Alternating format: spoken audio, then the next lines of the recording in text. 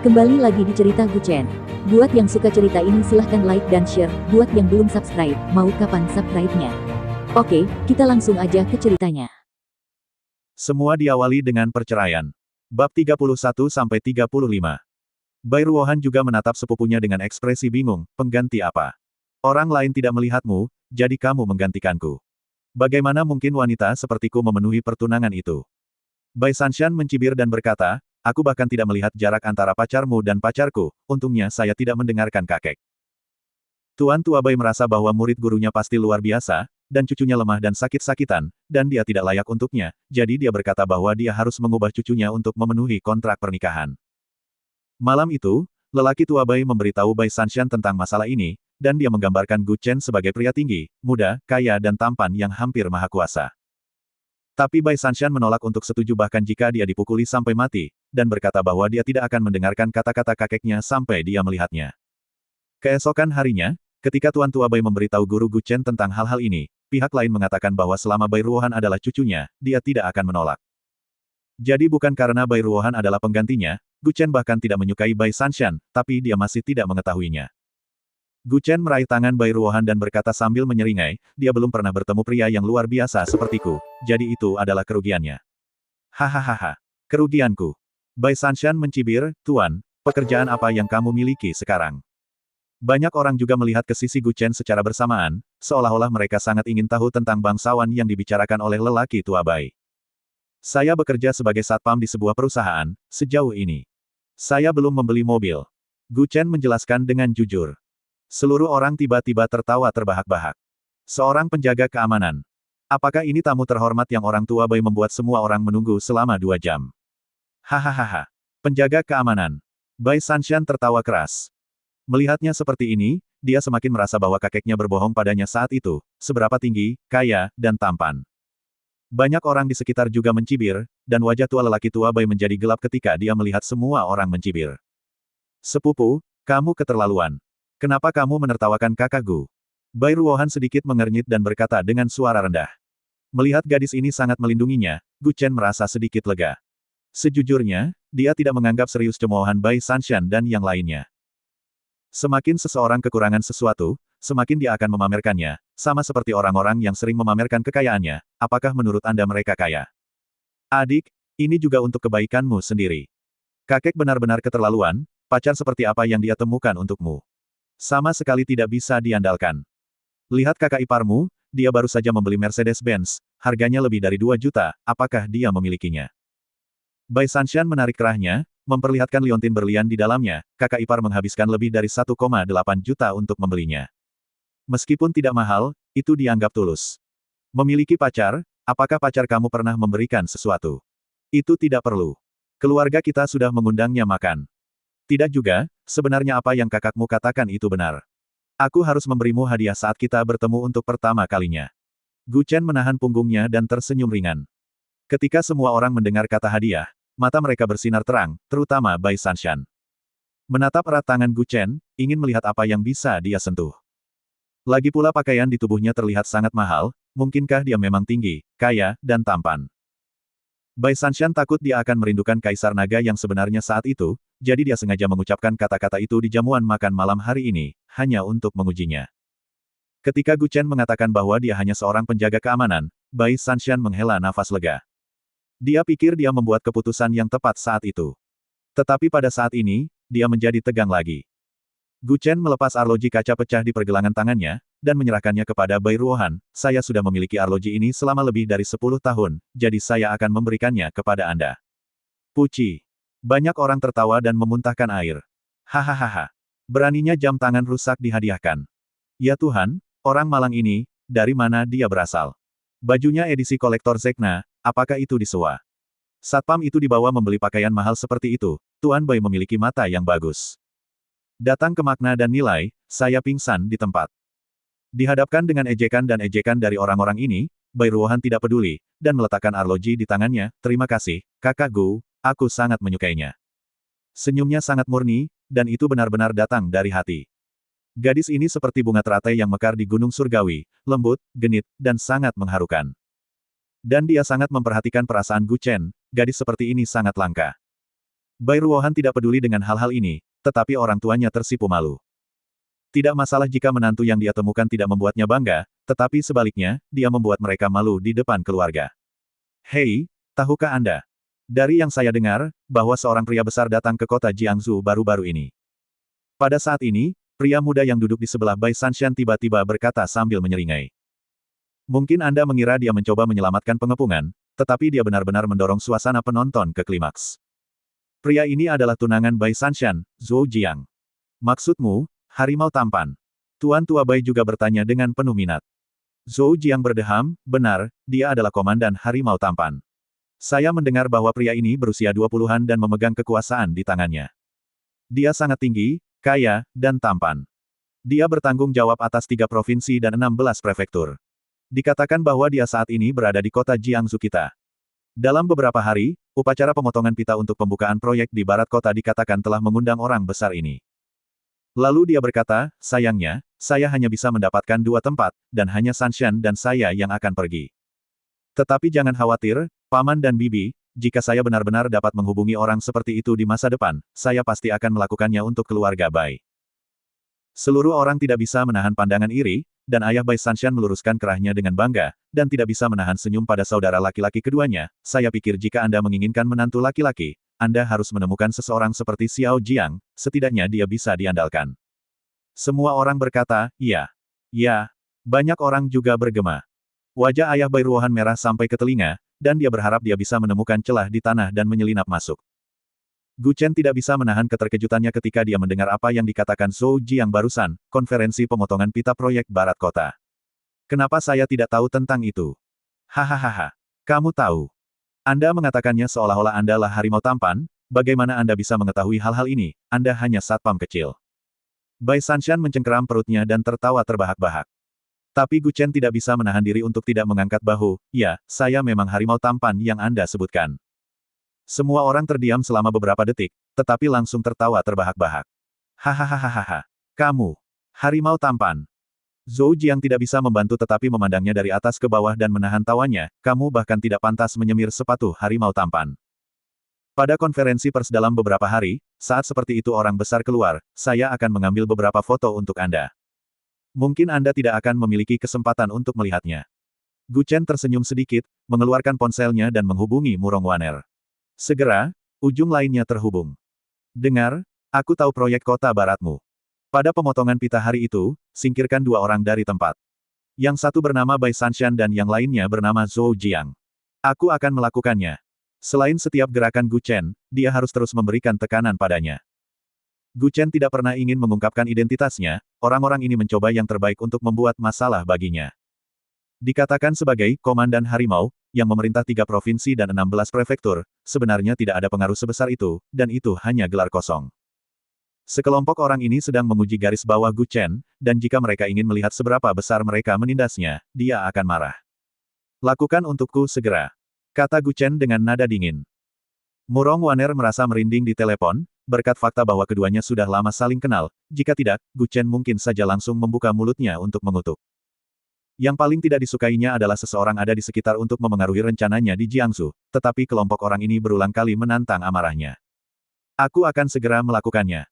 Setelah Gu Chen menutup telepon, Zhou Jiang tidak bisa menahan tawa, aku berkata sobat, jangan melucu, sungguh. Pikirkan, apakah Anda tidak cukup malu? Tidak masalah jika Anda tidak menginginkan muka, dan Anda akan kehilangan muka dari keluarga Bai. 2 kuota saya secara pribadi ditugaskan kepada saya oleh biro saya. Jika Anda ingin menghapusnya, Anda dapat menghapusnya. Anda benar-benar menganggap diri Anda sendiri sebagai harimau tampan, kan? Cukup. Ayah Bai Ruohan menamparkan meja dengan marah dan berteriak dengan marah, menatap Gu Chen dan berteriak dengan suara rendah, saya tidak setuju dengan kontrak pernikahan antara kalian berdua. Adapun berapa banyak yang Anda butuhkan untuk menyelamatkan putri saya, tolong sebutkan harganya. Ayah, mengapa kamu ingin mengingkari janjimu? Kata Bai Ruohan dengan wajah sembab. Awalnya, ayahnya juga sedikit tidak setuju. Lagi pula, zaman apa sekarang, di mana akad nikah masih populer, tetapi Tuan Tua Bai bersikeras, jadi dia tidak punya pilihan selain menyerah. Berpikir untuk melihat menantu masa depan ini dulu. Selain itu, jika itu sebaik yang dikatakan lelaki tua itu tidak buruk. Tapi sekarang sepertinya itu hanya membual. Dan itu hanya seorang penjaga keamanan. Diam. Gadis kecil berasal dari keluarga terhormat, dan kamu ingin menikahinya. Apakah kamu tidak malu? Ayah Bai Ruohan berkata dengan marah. Gu Chen berdiri perlahan, melirik Tuan Tua Bai dengan mencibir dan berkata, hehehe, kamu juga berpikir begitu, Tuan Bai. Tuan Gu, ini salah paham. Ini semua salah paham, saya benar-benar tidak tahu bahwa junior ini sangat bodoh, harap sabar. Pak Tua Bai buru-buru mengepalkan tinjunya untuk meminta maaf. Di seluruh keluarga, hanya Pak Tua Bai mungkin satu-satunya yang masuk akal. Sepertinya keluarga Bai Anda perlu dipukuli dan dipukuli. Gu Chen meletakkan sumpitnya dan berkata dengan nada datar. Gu Chen meninggalkan kalimat ini. Berbalik dan bersiap untuk pergi, Bai Ruohan juga memelototi ayahnya sekilas, kakak Gu, tunggu aku. Bai Ruohan juga buru-buru bangkit dan mengikuti, dan lelaki tua Bai juga tidak tahu harus berbuat apa untuk sementara waktu, jadi dia mengejar Gu Chen dengan tergesa-gesa. Kakek, jangan khawatir, aku akan segera melihat harimau tampan.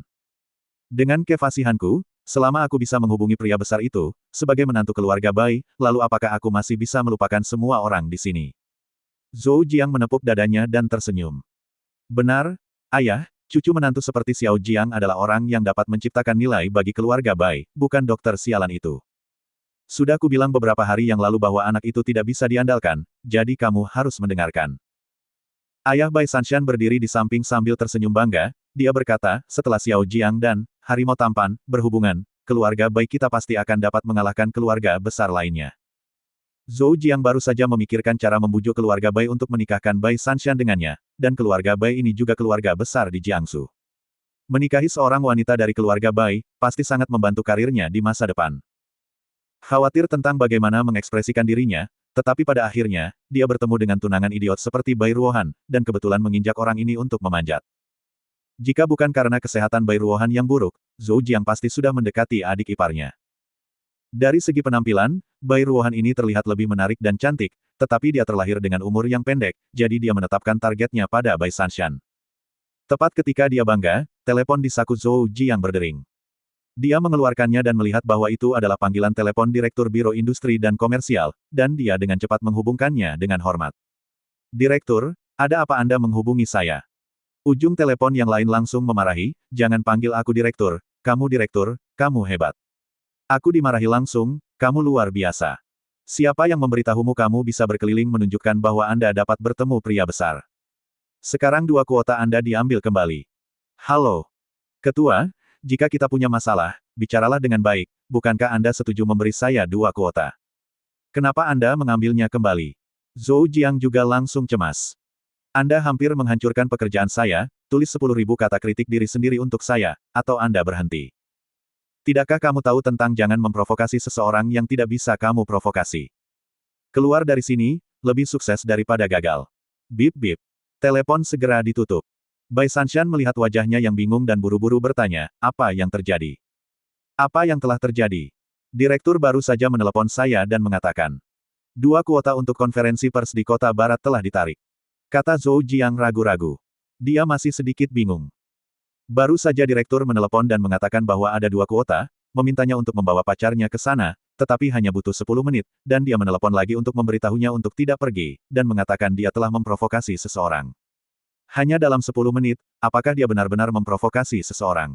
Jika ada 1 orang, maka hanya ada 1 orang. Zhou Jiang dan Bai Sanshan melihat ke arah gerbang, dan melihat bahwa Gu Chen sudah bersiap untuk keluar. Apa yang kamu lakukan? Apa yang kamu lakukan? Bai Sanshan meraung ke punggung Gu Chen.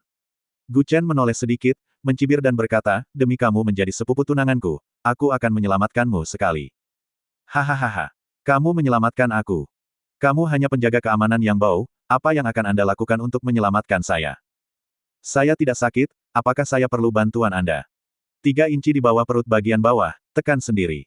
Sial, tekan saja. Bai Sanshan menekan perut bagian bawahnya, dan hanya ingin mengatakan bahwa tidak ada yang akan terjadi, tetapi pada detik berikutnya, seteguk darah tua segera menyembur keluar. Begitu dia menekan perut bagian bawahnya, dia langsung memuntahkan seteguk darah hitam. Semua orang langsung panik. Dokter Jenius Gu. Dokter Jenius Gu, tunggu sebentar. Tuan Tua Bai segera panik, bangkit dan mengejarnya. Sejujurnya, hati lelaki tua Bai terguncang pada saat itu, dan baru sekarang dia menyadari betapa bodohnya pikirannya. Hampir mengambil biji wijen dan kehilangan semangka, ini adalah kesempatan bagus untuk memenangkan Gu Chen, tetapi dilumpuhkan oleh para junior berpandangan sempit ini. Panggilan telepon Gu Chen barusan dapat membatalkan kuota Zhou Jiang dan Bai Sanshan untuk menghadiri upacara pemotongan pita di proyek kota dalam beberapa hari. Jadi bahkan jika dia bukan harimau tampan, dia setidaknya adalah orang dalam dengan energi di kota Jiangsu. Dan barusan, dia melihat sekilas sesuatu yang tidak normal di tubuh Bai Sanshan, mungkin dia bahkan tidak merasakannya, tetapi Gu Chen bisa melihatnya sekilas, yang sekali lagi membuktikan bahwa keterampilan medisnya luar biasa. Seorang ahli seperti itu datang ke rumah Bai, itu adalah wajah besar bagi keluarganya, tapi dia membuatnya marah. Orang tua Bai bahkan tidak melihat Bai Sanshan, dia hanya mengejar Gu Chen dengan langkah besar. Saya melihat bahwa Gu Chen sedang memindai sepeda di pinggir jalan, mengenakan setelan edisi terbatas Zekna senilai lebih dari 100.000 yuan, tetapi mengendarai sepeda di pinggir jalan, adegan ini pasti akan menjadi populer di internet. Tuan Gu, kemana Anda pergi? Saya akan mengirim seseorang untuk mengantar Anda. Tuan tua Bai meminta maaf dengan ekspresi hormat yang sama. Tapi dia melambaikan tangannya dan mencibir, lupakan saja, sepertinya keluarga Bai Anda yang lain tidak terlalu menyambut saya, jadi saya tidak akan makan makanan ini. Saya tidak terbiasa duduk di Rolls-Royce, saya bisa mengendarai sepeda. Ini sesuai dengan identitas saya. Oh, Dr. Genius Gu, jangan diambil hati. Saya akan memberikan kompensasi kepada Anda atas apa yang baru saja terjadi. Ini salah keluarga Bai saya. Tolong beri keluarga Bai kami kesempatan lagi. Gu Chen mendorong sepeda ke tengah jalan, dan dia melirik ke sudut mulut lelaki tua Bai dan sedikit tersenyum, peluang dimenangkan sendiri, bukan diberikan. Mengenai akad nikah, jika Anda ingin membatalkannya, bukan giliran keluarga Bai Anda untuk membatalkannya. Ini. Tiba-tiba, Bai Ruohan duduk di kursi belakang sepeda. Kakak, bisakah kau mengantarku ke sekolah? Kamu. Oke. Aku duduk. Gu Chen menoleh dan melihat senyum manis gadis kecil itu. Dia bisa membenci keluarga Bai, tapi gadis kecil ini, dia tidak bisa membencinya bagaimanapun caranya. Gu Chen meninggalkan rumah keluarga Bai dengan mengendarai sepeda. Gu Chen mengendarai sepeda, berbalik dan menatap Bai Ruohan, yang memeluknya erat di belakangnya, dengan senyum masam di wajahnya. Maaf, aku tidak bermaksud meremehkanmu barusan, aku hanya. Aku mengerti, memang paman dan keluarganya terlalu banyak menindas orang barusan, bahkan aku sudah tidak tahan lagi. Kakak Gu orang yang sangat baik, kenapa mereka menggertakmu seperti itu? Bai Ruohan bersandar di punggungnya dan berkata dengan lembut. Baik. Gadis kecil, kamu pikir aku baik ketika kita pertama kali bertemu, apakah kamu tidak takut jika aku orang jahat? Apakah ada penjahat yang begitu tampan? Jika ada, maka saya juga mengenalinya. Hahaha. Dengan visimu, saya menyukainya. Di jalan, Gu Chen mengenakan jas, mengendarai sepeda, dan membonceng seorang wanita cantik di belakangnya, yang menarik perhatian banyak orang. Sekolah Bai Ruohan adalah departemen keuangan, yang sangat dekat dengan pusat kota. Setelah beberapa saat, mereka tiba di lingkungan itu. Kakak, biarkan aku mentraktirmu malatang. Ada yang enak di depan sekolah saya. Gu Chen memarkir sepedanya di pinggir jalan, dan mau tidak mau tersenyum, ini. Apakah enak makan malatang di awal? Hah. Gu Chen mencondongkan tubuh ke depan dan membisikkan beberapa kata di telinga Bai Ruohan, dan wajah cantik gadis itu memerah sampai ke pangkal telinganya. Aku benci, kakak, kamu sangat jahat. Bai Ruohan menariknya ke toko pedas di luar gerbang sekolah. Banyak orang yang sedang makan melihat ke sisi ini. Bukankah itu si cantik putih dari Departemen Keuangan? Siapa kon asteris-asteris di sebelahnya? Dia. Saya minta maaf atas apa yang Anda katakan, apakah Anda mengenali setelan yang dia kenakan? Saya baru saja bertanya di Taobao, Zekna edisi terbatas, harga minimal 180.000, orang kaya memakai setelan seharga 100.000 hingga 200.000 dan mengendarai sepeda, itulah yang disebut mengalami hidup, tidak seperti kita, itulah yang disebut bertahan hidup. Seorang pria kaya mengendarai sepeda dan mengajak Anda makan malatang di pinggir jalan, dan Anda mengira dia nyata, tetapi pria miskin menghemat uang dan membelikan Anda tas Chanel, tetapi Anda masih harus memverifikasinya. Itu bedanya. Soal akad nikah, bagaimana menurutmu? Kalau tidak mau, saya bisa menyobeknya sekarang. Gu Chen mengeluarkan 5 gulungan kulit sapi dan meletakkannya di atas meja, kamu juga telah melihatnya, kamu hanya salah satu dari 5 tunangan. Kebanyakan orang akan mundur ketika mereka mendengar 5 pertunangan, tetapi Bai Ruohan ini meletakkan tangannya di wajahnya yang cantik dan lembut dan mengedipkan matanya, saya pikir karena kita telah memiliki pertunangan, mari kita mematuhinya. Anda adalah penyelamat saya, tidak ada yang harus dibayar, jadi saya hanya bisa berjanji dengan tubuh saya. Sialan. Gu Chen disambar petir untuk pertama kalinya, kamu hanya menginginkan ketampananku. Itu benar. Aku memang serakah untuk penampilan tampan kakak Gu, tetapi pria mengejar wanita melintasi gunung, dan wanita mengejar lapisan kasa pria. Bagaimanapun, cepat atau lambat aku akan menyusulmu. Aku tahu kamu hebat, dan ku akan bekerja keras. Kata Bairuhan sambil menyemangati dirinya sendiri. Melihat penampilannya yang imut, Gu Chen benar-benar tidak tahan untuk menceritakan lelucon jahatnya lagi. Gadis ini sangat polos, terkadang dia benar-benar menganggapnya sebagai adik perempuan daripada tunangan. Namun, dia sudah lama melihat gadis gunung es seperti Ling Meixue, dan tidak buruk melihat tipe imut seperti Bai Ruohan sesekali. Seorang wanita seperti Ling Meixue cocok untuk dibawa keluar untuk mendukung adegan kapan saja, dan seorang gadis seperti Bai Ruohan cocok untuk Anda saat suasana hati Anda sedang buruk. Tetaplah bersamanya dan suasana hati Anda akan meningkat secara alami. 5 akta nikah, 5 jenis tunangan. Sudut mulut Gu Chen tidak bisa menahan seringai, sungguh mengasyikkan untuk memikirkannya. Setelah makan malatang, Gu Chen mengirimnya ke sekolah, dan gadis kecil itu masih menatapnya dengan penuh kerinduan. Lalu kapan kakak akan datang menemuiku lagi? Bai Ruohan mengedipkan matanya yang indah dan berkata sambil menatapnya. Pergilah belajar di kelas dengan baik, dan aku akan datang dan mengajakmu bermain lagi ketika aku punya waktu. Gu Chen mengangkat bahu dan tersenyum ringan. Dia melangkah maju dan menarik jari kelingking Gu Chen, tarik kait, kakak Gu harus membuktikan apa yang Anda katakan. Lalu jika aku diganggu di masa depan, bisakah aku datang kepadamu? Beberapa kata, kakak, ini benar-benar masuk ke hati Gu Chen, dia selalu merasa seolah-olah dia benar-benar memiliki saudara perempuan. Setiap kali Bai Ruhan memanggilnya kakak, hatinya terasa seperti tercabik-cabik. Kenangan sebelum usia 6 tahun. Nenek Hua telah mencoba menyegel ingatan Gu Chen, berusaha mencegahnya mengingat masa lalu, tetapi saat ia tumbuh semakin besar, tampaknya ingatan itu sulit ditekan. Kakak, ada apa denganmu? Kata Bai Ruohan pelan. Gu Chen membungkuk sedikit, mengulurkan tangan dan meremas wajahnya yang lembut dan cantik, di dunia ini, hanya aku yang bisa menggertakmu. Gadis kecil itu mengangkat kepalanya dengan malu-malu dengan wajah cantik, dan baru saja menginjak kakinya dan mencium pipinya. Kemudian dia berlari ke sekolah seolah-olah dia telah mengambil permen. Melihat sosok Bai Ruohan yang memantul, Gu Chen tidak bisa menahan gemetar tak berdaya, menarik. Mungkin karena dia baru saja minum bir sambil makan malatang, dan sekarang dia merasa ingin pergi ke toilet. Dia kebetulan melihat toilet tidak jauh dari sekolah yang didedikasikan untuk dosen dan staf. Baru saja akan masuk, dia mendengar suara datang dari dalam. Sial, kenapa kamu tidak membawa uang yang aku minta kamu bawa kemarin? Mendengar ini, Gu Chen masuk ke sini, hanya untuk melihat 3 siswa ceroboh dengan rokok di mulut mereka. Terlihat seorang anak laki-laki berlutut di lantai meniup cincin asap di wajahnya. Kakak Hong. Aku tidak punya uang. Plak, cari untukku. Pria muda yang memimpin berteriak dengan marah, kemarin saya meminta kamu untuk menyiapkan 1000 yuan, tetapi hari ini kamu memberitahu saya bahwa kamu tidak punya uang, apakah kamu tidak menganggap saya serius? 2 lainnya pergi atas dan ke bawah.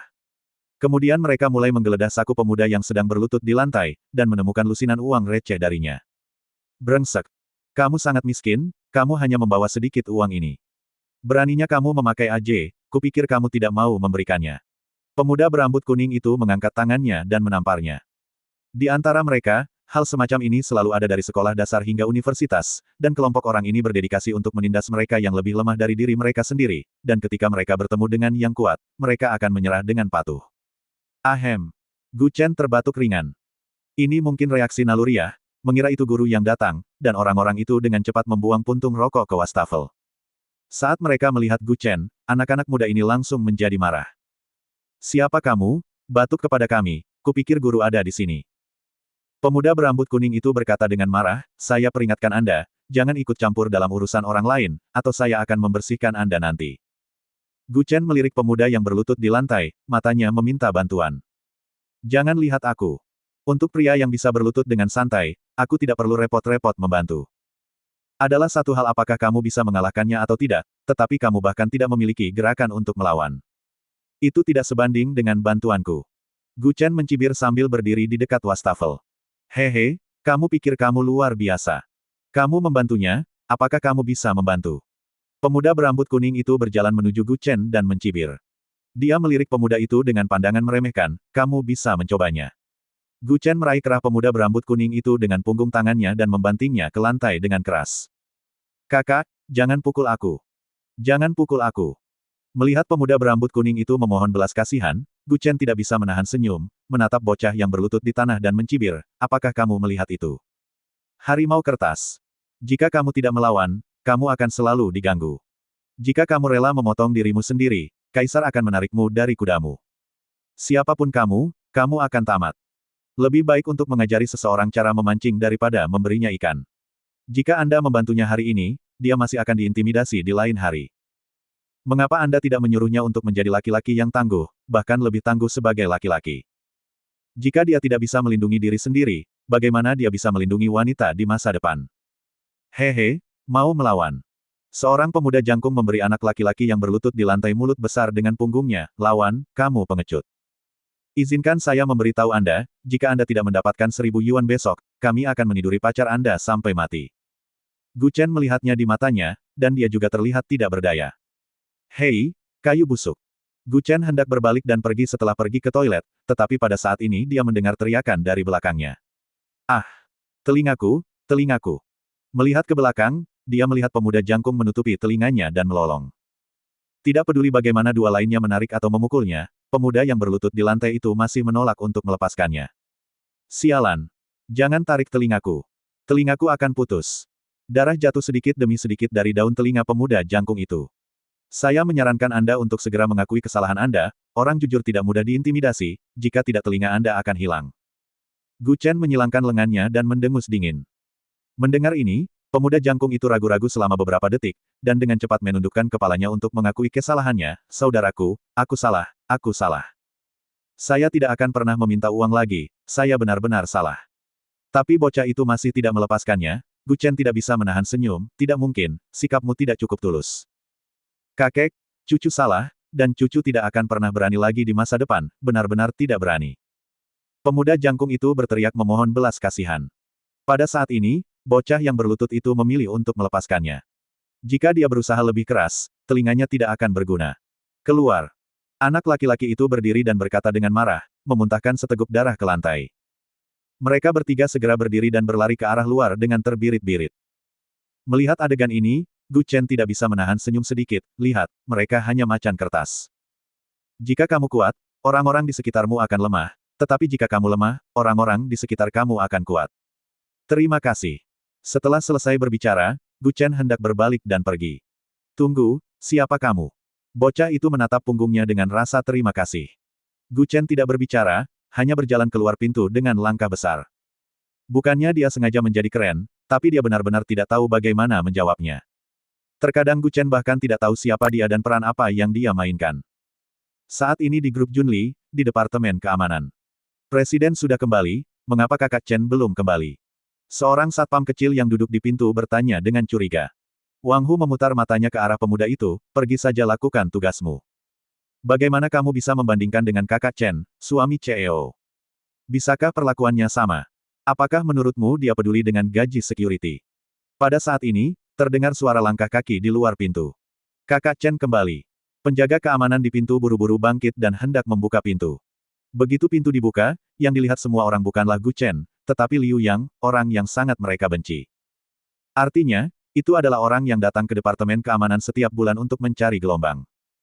Melihat ini, Wang Hu bangkit dan berkata sambil tersenyum, Kakak Liu, apakah kamu tidak bekerja? Mengapa kamu punya waktu untuk datang ke ruang keamanan? Lalu kenapa? Aku datang untuk memberitahumu sesuatu. Bulan depan kalian harus membayar ekstra 200 yuan per orang. Liu yang terbatuk ringan dan berkata dengan senyum masam, baru-baru ini, kecanduan tangan bermain judi menjadi lebih serius, dan saya kehilangan sedikit, jadi tolong bantu saya. Kalah dalam permainan kartu, jadi dia ingin menekan kelompok penjaga keamanan ini. Hati Wang Hu menjadi liar dengan 10.000 kuda lumpur rumput.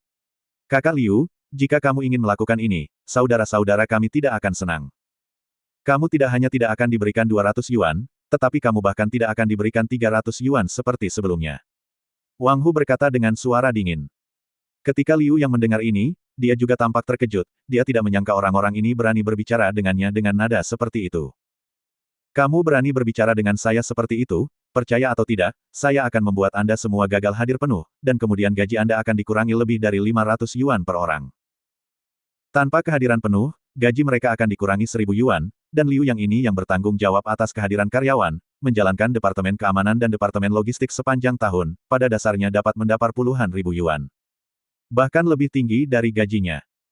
Melihat tidak ada yang berani melawan dia, tahun ini dia semakin intensif, sekarang dia sesekali mencari alasan untuk menipu uang, bahkan dia menambah dari 300 menjadi 500. Perlakuan grup Junli masih bagus, dan Satpam mendapat sekitar 4.000 yuan sebulan setelah potongan dari 5 asuransi dan 1 dana perumahan. Inilah mengapa mereka lebih baik mati daripada bertahan di perusahaan ini, terutama karena 5 asuransi dan 1 dana perumahan.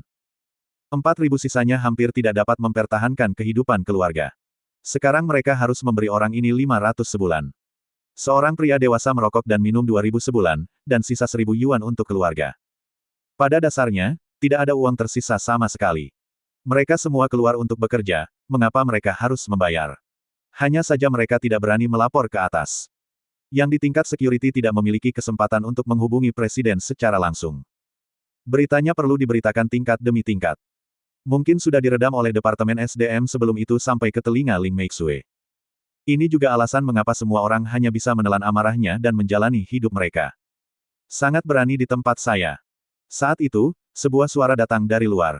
Mata Wang Hu dan yang lainnya tiba-tiba cerah. Kakak Chen. Semua orang berteriak serempak, seolah kedatangan Gu Chen memberi mereka banyak kepercayaan diri. Gu Chen masuk ke sini dengan langkah besar, seberapa besarnya Limu, kamu berani memungut biaya perlindungan di sini.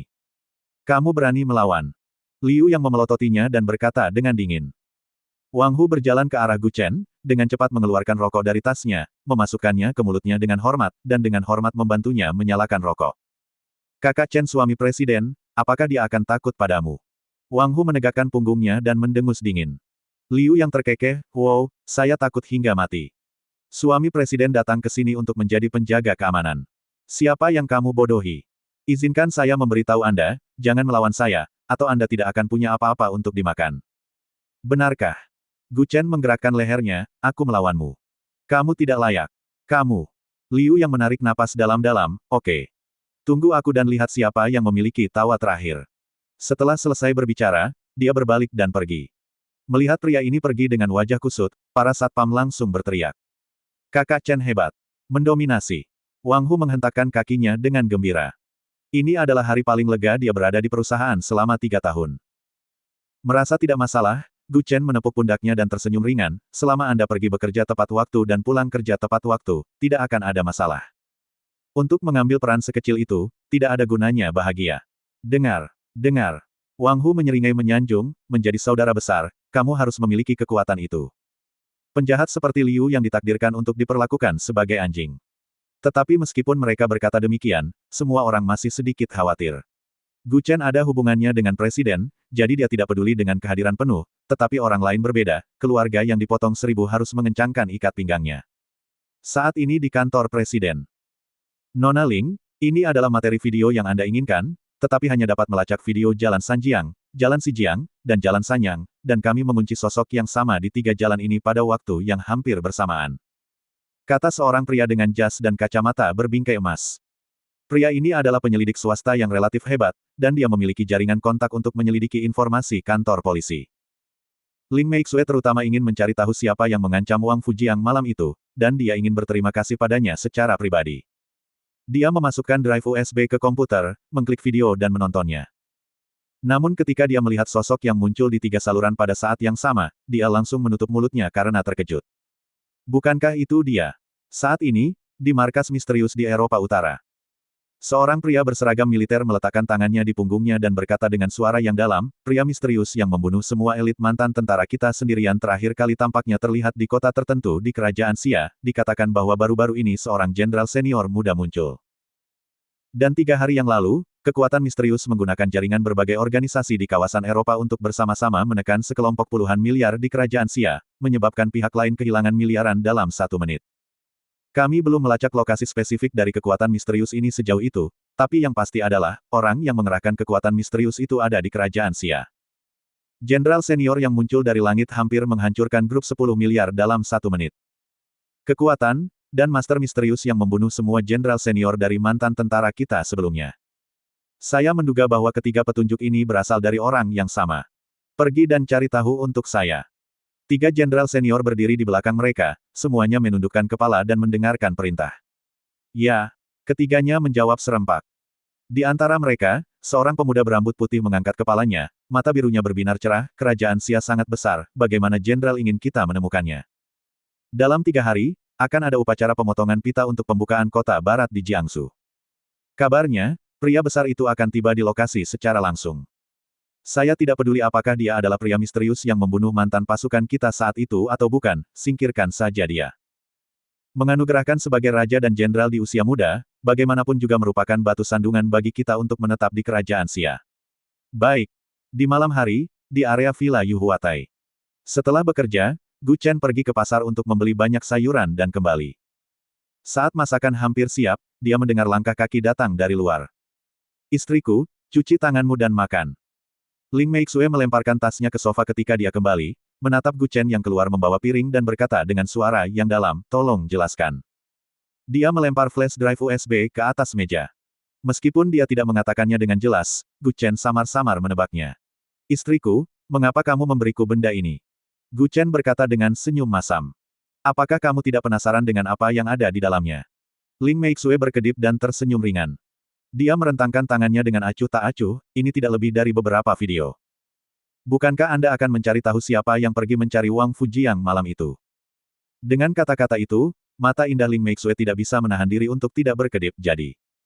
Apakah ini benar-benar yang saya pikirkan? Ya. Gu Chen mengangguk tak berdaya, sebenarnya, harimau tampan itu Harimau tampan itu adalah temanmu kan? Ling Meixue langsung memotong, Anda tahu dia kan? Bersambung.